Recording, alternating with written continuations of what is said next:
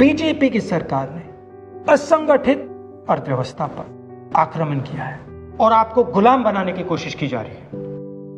2008 में जबरदस्त आर्थिक तूफान है, पूरी दुनिया में आया, अमेरिका में, जापान में, यूरोप में, चाइना में, सब जगह आया।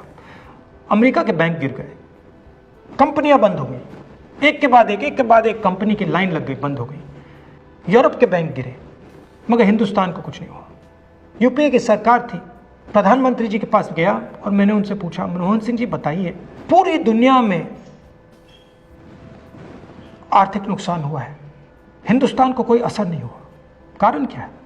मनमोहन सिंह जी ने कहा, राहुल, अगर हिंदुस्तान की अर्थव्यवस्था को समझना चाहते हो तो यह समझना होगा कि हिंदुस्तान में दो अर्थव्यवस्थाएं हैं।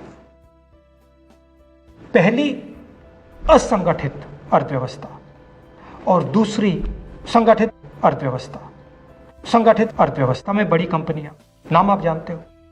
असंगठित अर्थव्यवस्था में किसान, मजदूर, छोटे दुकानदार, मिडिल साइज कंपनीज।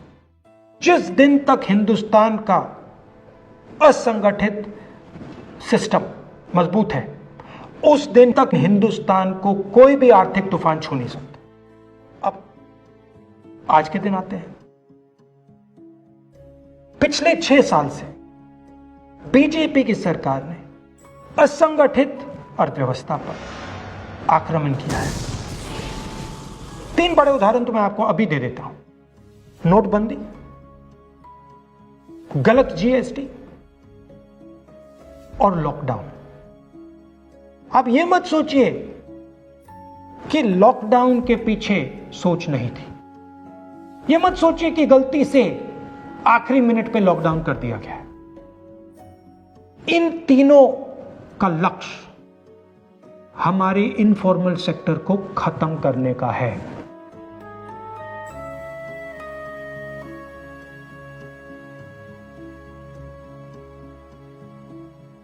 प्रधानमंत्री जी को अगर सरकार चलानी है, मीडिया की जरूरत है, मार्केटिंग की जरूरत है।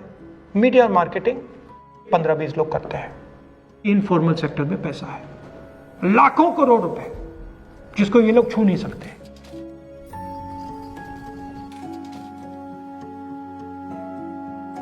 इसको ये लोग तोड़ना चाहते हैं, पैसा लेना चाहते हैं।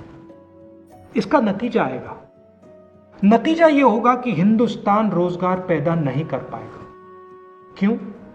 क्योंकि इनफॉर्मल सेक्टर 90% से ज्यादा रोजगार देता है।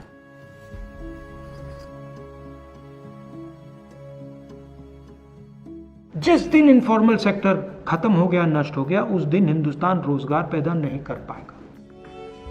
आप ही इस देश को चलाते हो, आप ही इस देश को आगे ले जाते हो, और आपके खिलाफ साजिश हो रही है। आपको ठगा जा रहा है और आपको गुलाम बनाने की कोशिश की जा रही है। हमें इस आक्रमण को पहचानना पड़ेगा और पूरे देश को मिलकर इसके खिलाफ लड़ना पड़ेगा।